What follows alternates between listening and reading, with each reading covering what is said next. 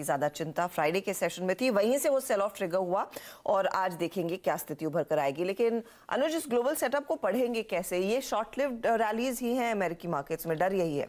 डर बिल्कुल ये लाजमी है, लेकिन एक चीज़ है हर्षिता, और ये बात हमने लगातार की, नीरज जी ने भी की है, कि एक इंडेक्स जो लगातार मतलब काफ़ी रैली दिखा रहा है वो नैस्डैक।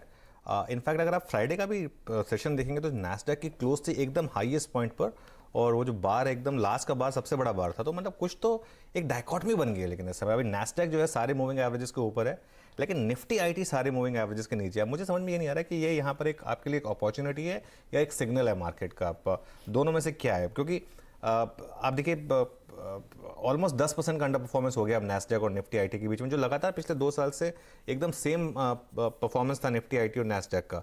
वहाँ पर मुझे लग रहा है कि एक अपॉर्चुनिटी है इन्वेस्टर्स के लिए।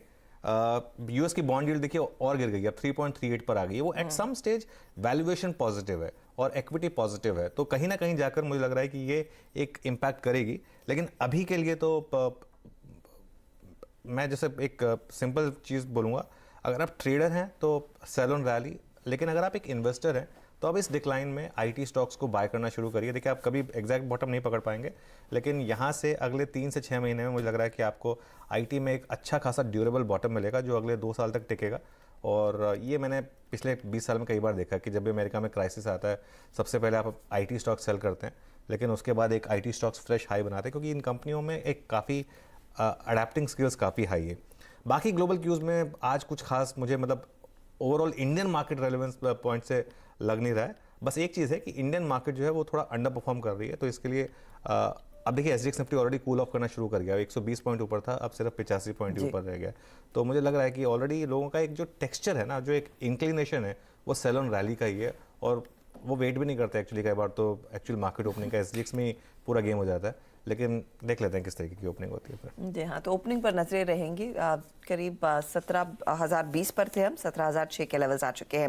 लेकिन भारतीय बाजारों में फिर ट्रेड क्या बनेगा? क्योंकि पिछला सेशन, पिछले 2 सेशंस राधा अनुज, थर्सडे को हमने 17,200 के आसपास ज़्यादा समय बताया, फिर फ्राइडे को हम फिर से 17,100 पर खिसके और 17,000 के नीचे ही क्लोज देखने को मिला है।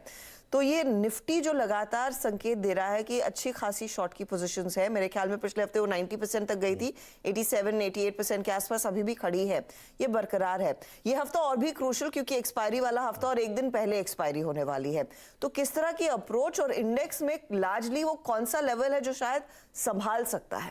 देखिए बिल्कुल मैं निफ्टी पे आऊँगा। हालांकि हर्षिता, मैं फ्राइडे को एक दिल्ली गया था किसी एक गेस्ट लेक्चर में उसके, लेकिन थर्सडे को एक जो मैं एक अप्रोच बोलकर गया था कि 17,200 अगर आपको स्क्रीन पर दिखाई दे तो आप सेल करिएगा, और 205 तक गया था निफ्टी और लगातार 2 दिन वही हाई रहा था।